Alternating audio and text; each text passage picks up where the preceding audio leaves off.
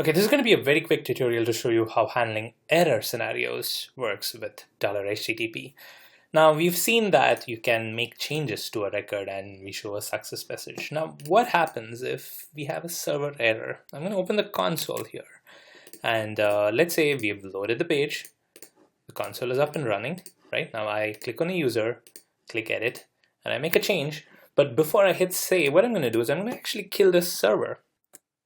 All right, now the server is not running.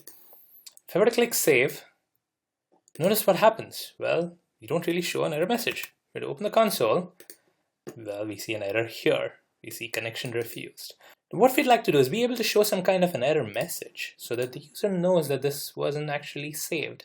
Of course, the error condition is not always as drastic as a server going down, but this was the simplest way for me to illustrate a problem, right? It might not exactly be a situation where the server is down. It could be that the save itself did not go through. Right? There could be server errors or whatever. We need to be able to handle those cases and let the user know that a particular action was not completed. Now, how do you do that?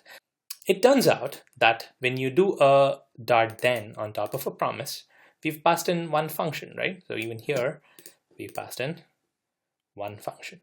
Turns out the .then actually takes two functions as arguments. The first function is what to do when there is a success scenario. The second function, incidentally, is what to do when there is an error. So what I could do is pass a second function as an argument here, right? So this is the first function, an inline function passed as an argument. The second function can be the error scenario. So I'm going to have a function here, which is just going to say self.errorMessage. Right? It doesn't have to be anything too fancy for this example. I'm going to have a separate property here, just like I have a success message. I'm going to have a error message, right? So I'm going to say there was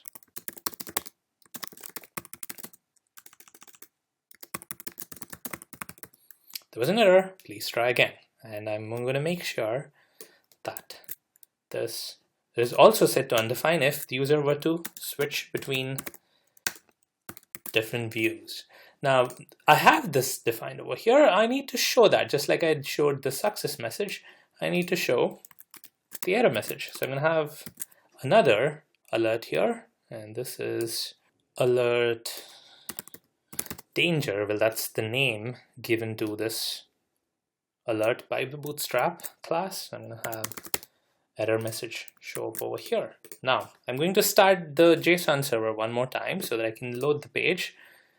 I'm going to refresh, click on a user, click on edit, and now before I hit save, what I'm going to do is kill the server.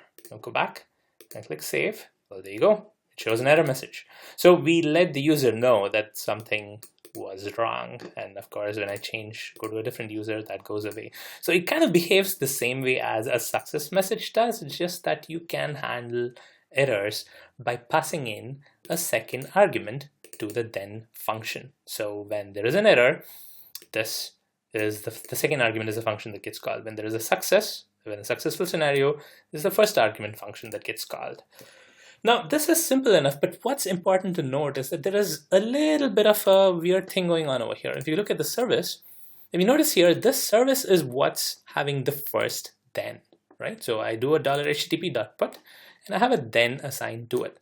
Now, when there is an error, like when I killed the server and there was an error making that HTTP put request, it was basically this thing that failed. It was the line 18, right? This $HTTP.put. This was what had an error.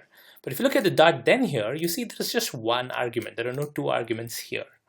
However, there is a .then chain to it in the controller, and that has the second argument, which is the failure scenario. So that's the way these promises work, at least in Angular. What's going to happen is, let's say this thing errored out, right? Now, the framework says, okay, I need to call the error scenario. Now, is there an error scenario in the immediate then? Well, if there were a second argument, that would have executed, but there is no second argument here. So what it's going to do is it's going to actually carry over the error and see if there is a then attached to this, which has the second argument. Well, it turns out this has this as a second argument. So there is an error handler over here. So it's going to call this. So basically, the execution is going to run through all these different thens that are chained to this promise, right? So there's a promise returning another promise because of these then calls. And if there is at any point of time an error handler, a second argument to the .then, it is going to find that and execute that. And if you have a bunch of thens and there is no error handler there, it is going to just ignore it, which is what we started out with. So the moral of the story is you can have these error handlers anywhere in the then chain, in the promise chain, and the execution is going to find the first then with the error handler, which is the second argument, and it's going to execute it. And of course, this is only for the error case. In the case of a success scenario, it's going to execute all the thens and all the success functions that go along with it.